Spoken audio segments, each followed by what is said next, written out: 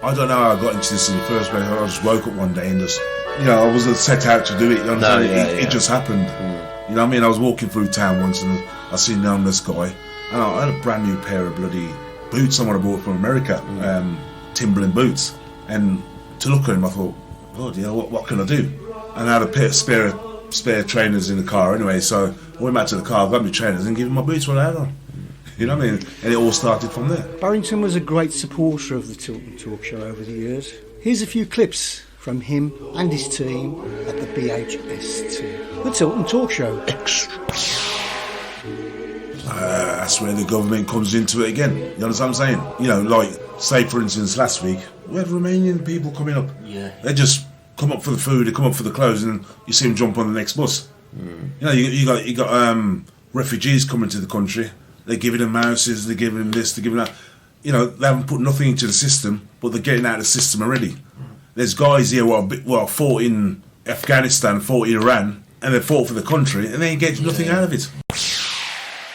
Here's Baz and Tracey talking about the homeless situation in Birmingham. How big is the problem? Is it bigger than what the council think? Yeah, a lot bigger than what the council say it is. We had this conversation last time, and I saw somebody write something about 160. On Tuesday we served 171. 171. And there was 100. And that's over just 100. The ones that came to you. Yeah. That is awful. And some of them they have to bring food to them. Of course, they won't leave their. They won't leave their tents because their stuff gets stolen. So you have to go to them before or after the outreach.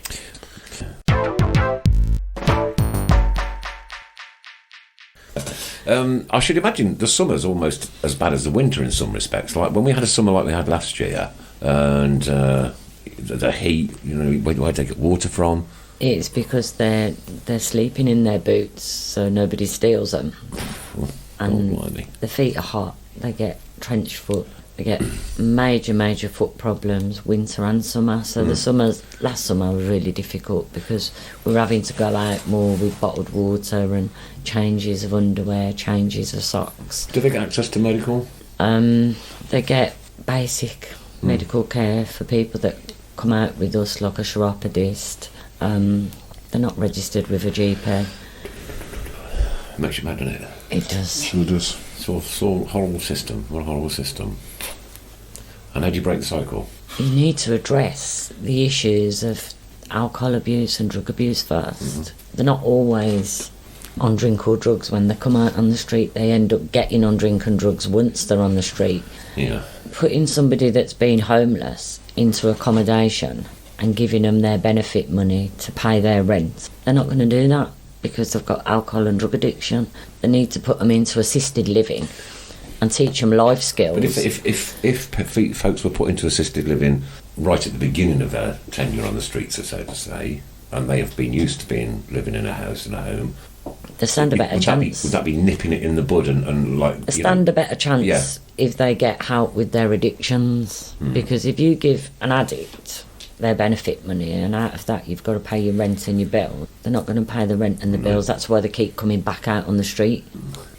They need to learn life skills and get help with their addictions. There's people out there that haven't got addictions, that are homeless, that have ended up homeless through no fault of their own. They're living with somebody that passes away and they're not on the tenancy agreement. They're not priority to the housing to be rehoused, so therefore they're out on the street.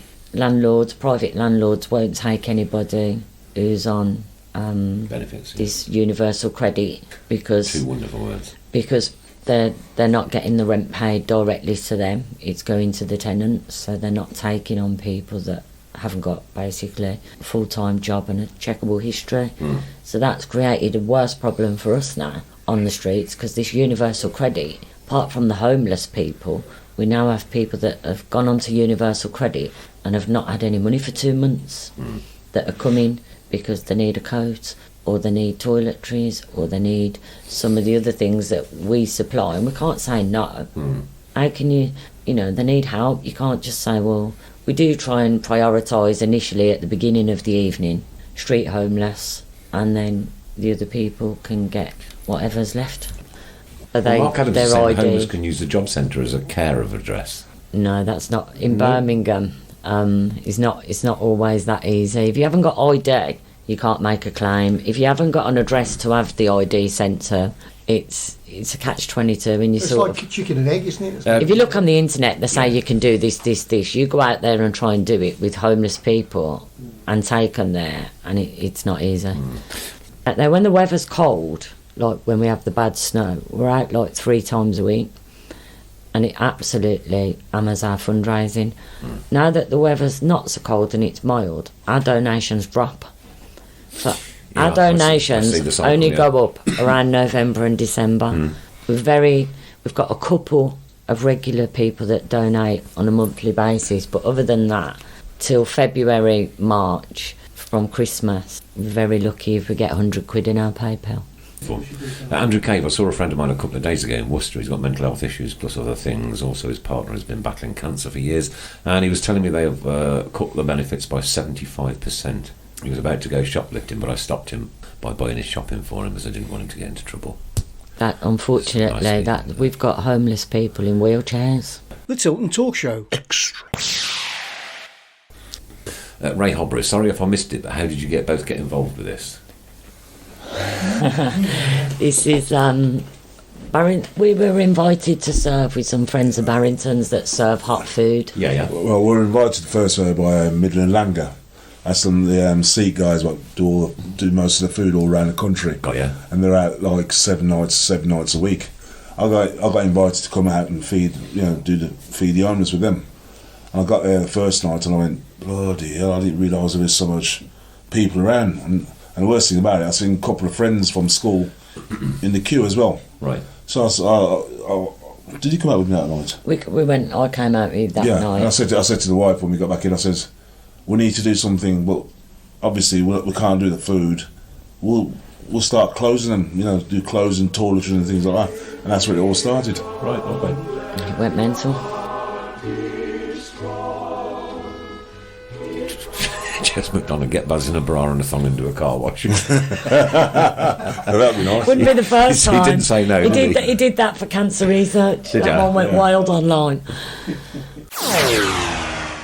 Right, the other subject we want to broach tonight, and Benji Smith has just asked this question. Genuinely interested in why you took upon yourself to give that young lad a chance at redemption. Well, my wife showed me the tweet. I saw it, and it turned my stomach, to be honest with you. It was really degrading. Yes. It was bang out of order for that tweet what he sent. But at the end of the day, do I see each one teach one? The guy's a young lad. He's 19 years old. And we all made mistakes. I've made 4 or 5 mistakes and I'm still here to tell the tale. Yeah. Not everyone's going to get 4 or 5 chances like me. So I decided to jump on it and help him out straight away. Can't blame you. Can't fault you. No. Because I'll tell you what. But everyone was appalled by it, not just Blues fans and Villa fans. Far from... The general public I was far from appalled by it, right? Yeah. Bang. A lad's made a serious mistake, and it was a horrible, horrible mistake to make, right? Even if it wasn't a mistake, he did it on purpose to get clicks and a laugh. A reaction. Yeah. A reaction. He got the reaction, but he didn't quite get the reaction he thought he was going to get, did he? No, because That's the come knocking on problem the now door. with youngsters. I mean, when we were young, we didn't have this social media thing. No. But now you've got these youngsters. Everything they do is driven towards how many retweets you get and how many likes. Spot on. So the more abusive they get more retweets and more likes by their friends. So obviously when he's typed that message and pressed send, that message you ain't never getting it back. So when he's gone on to it and replied, it's gone viral. So then obviously did he realise it was ever going to go to the extreme that it wasn't just that message. I don't know how old the kid is. He's 19. 19. At 19, we do stupid things. We don't. You don't think rationally. You're an adult, but you probably don't really understand the consequences of your actions and what you do. And you're spot on, Tracey. The world of Twitter and Facebook and Instagram. The more retweets, the more likes you get, the better you are as a human being. The more successful you, the more opportunities you get of being outrageous. fame comes to you. You've got young kids that are filtering pictures, young girls that are filtering pictures to get more likes and more retweets. And I can't wait this to is go how to my the- age but and this look is back how- at all them Yeah, photos and but the think what problem a is, brat I was. you know, you won't recognise yourself, would you? he came down on Tuesday to do the home reach with us, and he's a bright young lad. Yeah. You know, the kids at university. Well, He's I a bright applaud you lad. for giving him that opportunity of he's got two paths to follow, right? He's got two choices to make, yeah? I applaud you genuinely from inside my heart for giving him that opportunity.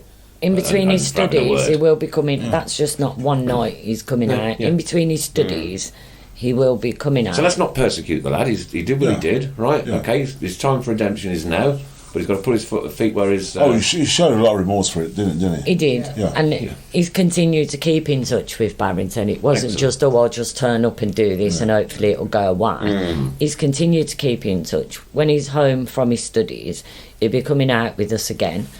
And, we'll continue supporting him. I always say to Barrington, years ago, you made a mistake. You could do 100 good things and people will always go back to the mistake that you've made. At the end of the day, you've more than repaid to the community for anything that you did. I'll always be that But you will always be Barrington Patterson, How old the are you, Barry? ex-football hooligan. Barrington, sorry. How old are you? The Tilton Talk Show. And we're joined in this section by long-term helper Matty. What do you do with the charity? Get a bit closer to your mic, mate. Well, I've been here for about a year and a half now, and I spoke to Baz and Tracey. I noticed out what they was doing, so I spoke to them, keep up the good work, and I think Baz said, you'd have to come along with us one of the days now, Pope. So I said, all right, fair enough then. So I spoke to my mate Adam, who helps us, and we attended, dropped some clothes out, and ever since, still doing it. So, Cracking. It's good what we do, but the credit has to go to other people who are giving us donations, you know what I mean? So we're not out to get like a name for ourselves. We just, you know what I mean? There is no name when you're doing something like that. No, we're not like a registered charity. Immaterial. I wouldn't care if he was Prince Harry, to be fair. Yeah. I'm not there to start taking pictures with homeless people. No. If they ask me for a picture, I'll have a picture taken with them. But me personally, myself, I ain't going to take in pictures and stick them up on Facebook. Yeah. What's that going to prove? Nothing. The Tilton Talk Show. It's a question since I knew you guys were coming in. Yeah. Somebody I know was homeless for a while. Then they got a space at the YMCA and they moved into accommodation now. But they were saying a lot of there is an issue because there is a lot of homeless people out there. But she was saying there is hostel. Every hostel you go to, there will always be a room per night. There is no hostel is fully booked every night. So a question from me is there how can I put? Is there if you're out on the street, there's more chance that you're going to get something rather than if you go to the hostel for the night. You've got that room for a night, but you're not going to get anything. Well, you know what? I'll tell you. Is there anything in that? Probably some of them don't even want to go into an hostel. They'd rather just stay on the street. Right. You understand what I'm saying? Yeah. Some great calls. Is it more dangerous to possibly? Well, I think it's more dangerous off the street because a lot of these homeless people, they get bullied on the streets. Right. And you can see for yourself when, I've known homeless people camping under a bridge or something like that. And someone's come over and urinated on his clothes and things like that. I saw set one. his clothes alight. Yeah, I saw one set his tent on fire. They bully each other as well. Homeless on homeless, I've been down there on rather a than Tuesday night, yeah. and I've given a homeless guy something, and someone else just come up to him and took it off him. Right. Yeah. It's kind of dog eat dog, isn't it? Yeah, it's dog eats dog will. The desperate, and you know what I mean? So, Best thing I can say is come down and see for yourself. Sometimes there's like 50, 60, 70, 80 big line of homeless people out there on a Tuesday, lining up. All I can say is you have to just come down and see for yourself. The council say, there's only 20, there's 30, there's double, treble that amount of people. The council ought to play down the numbers. Well, of course, obviously, they don't want a bad picture, do they? It's like I said that we've got a homeless drop tomorrow night, so why can't one of the actual main, the big ones From the council come down and say what are we doing? To say actually, you know what I mean, there's an issue there, instead of just going, there's an issue there. Because, it's their city as well. Thanks for listening. Rest in peace, Barrington. Till you come to your happy abode, where all the love you've been dreaming of will be there, where at the end of the road